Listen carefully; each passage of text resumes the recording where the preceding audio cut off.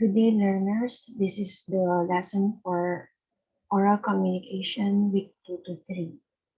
So our lesson for today is about communication shift in a variety of speech situations. Shifting in communication affects language form, duration of interaction, relationship with the speaker, roles and responsibilities of the speaker, the message, and the delivery of the intended message. So, what is your idea about the shifts in communication? Is it possible to use a single communicative strategy from the beginning of the process until the end? Can there only be one way of delivering the message that suits all the communication contexts? Our lesson is all about the shift in communication, which affects language forms, duration of interaction, relationship of the speaker, roles and responsibilities of the speaker, the message, and the delivery.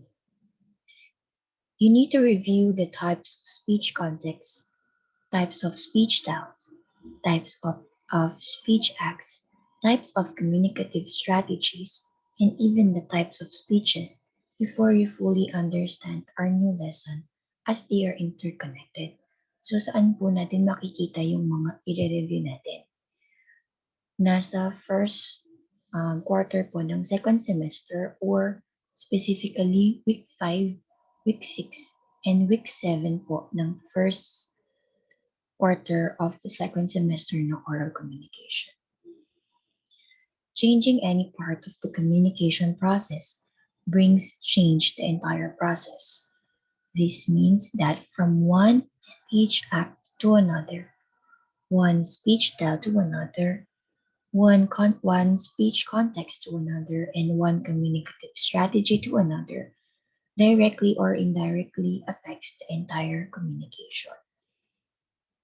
So when we say speech, kapag shift, pag sinabi po natin shift, for example, um, from morning shift sa work and to evening or graveyard shift. So ibig sabihin may changes. For example, um, you are now an automotive student and you want to shift your major or your track to shielded welding or metal arc welding. Okay, so there is changes. So here are the examples of the previous lesson. Under speech context, we have intrapersonal. When we say intra, we talk to ourselves, okay, using our emotions. Interpersonal has two. We have the dyad, when you are talking to someone, one-on-one conversation. Also, we have public communication, maybe three to or more persons involved in the communication. And lastly, we have mass communication. When we say mass communication, it is or there is this television or radio involved in the communication. Next, we have speech styles. We have the casual. For example, when you talk to your friends, you use casual words, simpleng words, yung maintindihan ng bawat isa. Consultative, we have intimate, we have formal, we have frozen style. Speech acts, we have locutionary, illocutionary, and perlocutionary act. And we also have communicative strategies, which I already gave you the link before, and it is already on YouTube. We have nomination, restriction, turn taking, topic control, topic shifting, repair, and termination. So all of these are on your previous modules, okay, from week 5, week 6, week 7, and week 1 from the fourth quarter. Let's start in language form. Shift in communication affects the form of language being used. Simply mean, meron tayong formal language and informal language. Kanino tayo gumagamit ng formal language? For example, we talk to our principal. You talk to your teacher. We talk to a manager. we use formal language. For example, the word purchase. Okay? What is the informal word for purchase? We can use the word buy. We use informal language when we talk to our friends. Okay? So it also refers to the group of words or types of sentences. For example, declarative making statements or simple sentences. Interrogative when you are asking questions. Imperative, pautos, you are giving command. Exclamatory, you are expressing strong emotion. How can we apply language form in speech context? So in intrapersonal and interpersonal, we can use both. Pwedeng formal, pwedeng informal. How about in public or mass communication? Kapag nasa television, mostly we use formal language. How about in speech style? Formal and frozen style. We can use declarative or simple sentences through giving statements. We can use formal language instead of informal language. In consultative, we use interrogative because we are asking questions. You're consulting. Okay, for example, consult to a doctor. How about casual or intimate style? When we say intimate, for example, there is a private um, topic that you need to talk about with your teacher, one-on-one with the guidance counselor. You will use declarative sentences. You can ask questions, so it is under interrogative, and you can also use exclamatory with okay to express your emotions. How about for speech acts? We have assertive and declaration. We use declarative. For expressive, we use exclamatory. And for directive, we use what language? Imperative language or the use of command.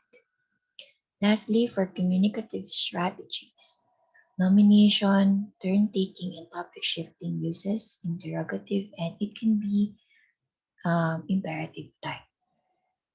And in topic control, repair, and termination, mostly require the use of declarative and exclamatory type of sentences. So anong ibig sabihin dito? Ang sabi dito, from our topic itself, communication shift. Nagkakaroon ng changes sa language kapag nag-iiba ang ating ginagamit na speech. For example, speech act. Magkakaiba ang speech act. Magkakaiba ang speech context.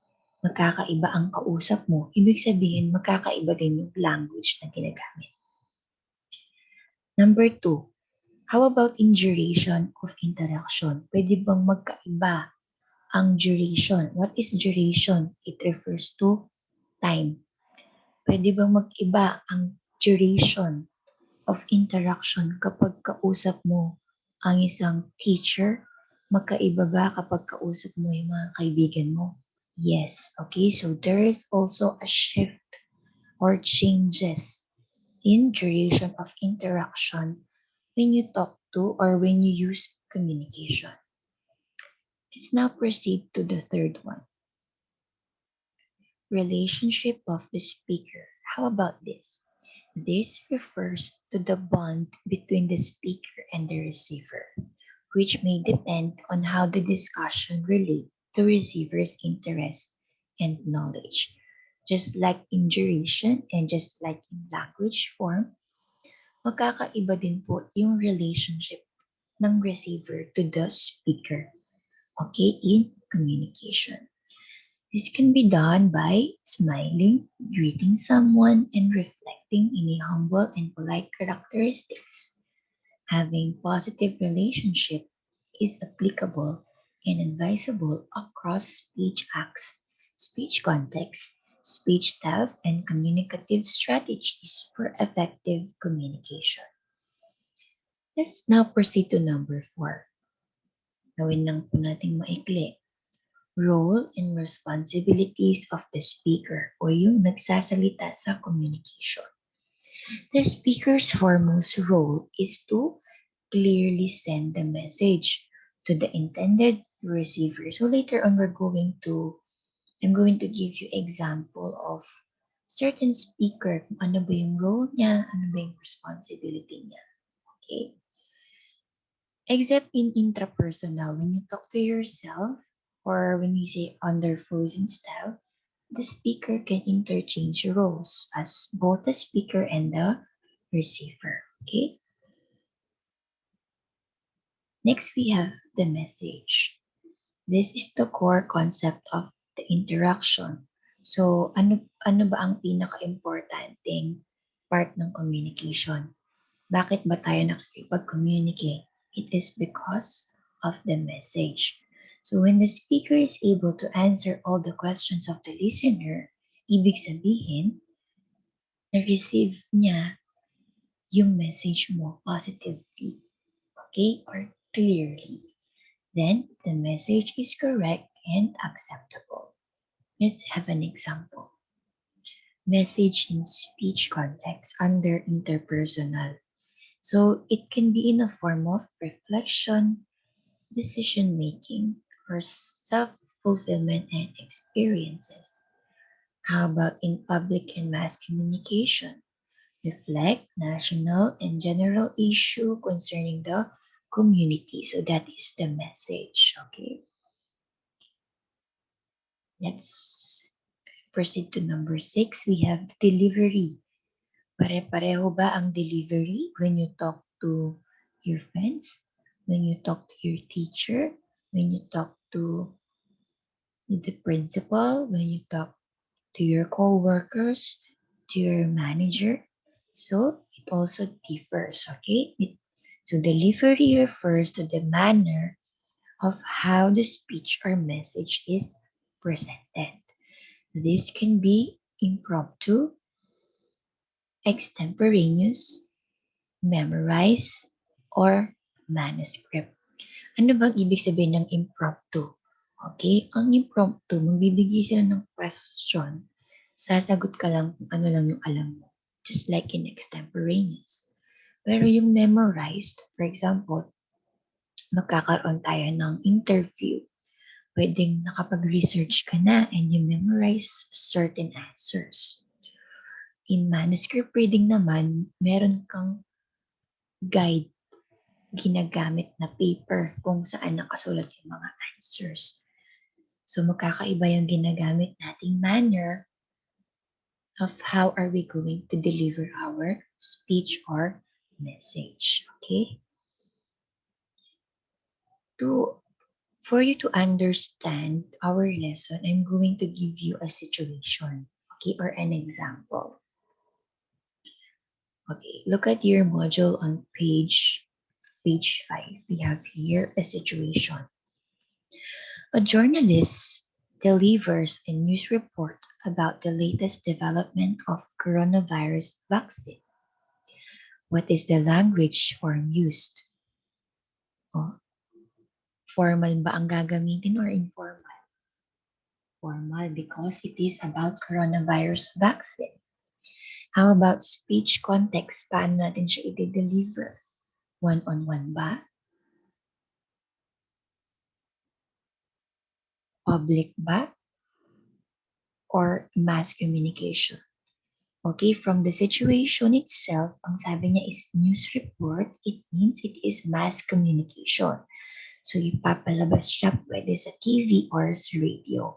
With that, we will use formal language. Okay? How about communicative strategy? Ano bang gagamitin nating strategy? Pwede siyang declarative, simple sentences. Pwede rin siyang magtanong, interrogative sentences. Okay? Number 2, how about the duration? Kapag sa balita, it is only short. Okay? Short from 1 minute to 10 minutes. Number three, how about the relationship of the speaker? It is mediated and there is no direct contact between the speaker and the listener, but the speaker is expected to show professionalism to his or her audience. Number four, role of the speaker. What is the role of the speaker? Two, what is the role of the journalist? To deliver news report. Expected to relay accurate facts. Expected to be credible. How about the message? Okay, it is under national or international issue. Okay, formal style, making statements and assertion. How about the delivery? How will the journalist deliver the news report? It can be through reading a script or manuscript. Pwedeng nandun na yung script niya about the coronavirus vaccine and then babasahin niya lang niya. And we can also use impromptu for possible question and answer to co-reporter kapag nagtanong yung news anchor. Okay, just like Mel Chanko. Kapag nagtanong siya dun sa reporter niya, we can use impromptu. Okay? So that is under communication shift. Nagkakaiba ang shift ng communication kapag or depende sa kausap natin. Depende sa speech, sa speech style. Kung dayad or dalawahan, kung public, maramihan, or kung mass communication sa TV ba siya or sa radio ba ang communication. Okay? So to sum up our discussion, language form means it is about how your combined choice of words and speech sounds convey meaning and affect the communication. Okay. It deals with how you utter or say the words. Duration, it refers to the time, either short period or long period of time. Relationship of the speaker pertains to the engagement that you as a speaker establish to the audience you are communicating with. Roles and responsibilities of the speaker is the position and function that the speaker takes which differ as communication progresses. Message is what you intend to express to your listeners. A message can be opinion, a suggestion, a belief, a thought, or an emotion. Delivery. It refers to the manner that you intend to express yourself. It can be through reading your script, reciting the message from your memory or you memorized it, or by speaking spontaneously or with little or no preparation at all, just like the impromptu or extemporaneous, or by using a few notes when speaking. So for your quiz, so this is the important part that you're going to answer on your modules. Just identify the language form, duration, relationship of the speaker, the role and responsibilities of the speaker, the message, and the delivery of the given communicative situations below. I already gave you situation A as an example. So I have here A, B, C, D. We have four situations. So all you need to answer is situation B, situation C, and situation D. So let's have this example. Situation A. The DepEd Secretary makes an announcement about the new normal in education. What is the speech context? It is public communication because there are three or more persons involved in this communication. How about the speech style? When we talk about new normal in Under education, we use formal language, consultative, or asking questions. How about speech acts? So under speech acts, all of these are involved. You can write locutionary, illocutionary, and perlocutionary. How about communicative strategy? By the way, please use the table, okay, in answering this evaluation. In communicative strategy, we can write nomination. Why? Because we introduce the topic. Turn taking under or during question and answer portion. We can also use repair or topic control because, okay, when the question is not related to the topic, we can control it. How about the duration? So just give a specific number of minutes or hours, okay? For example, in here, 1 to 2 hours is already enough, okay, in this topic. Relationship of the speaker, we have formal, casual, and consultative. Message, what is the message? To give us an announcement about new normal in education. How will the speaker will deliver? How will you deliver it?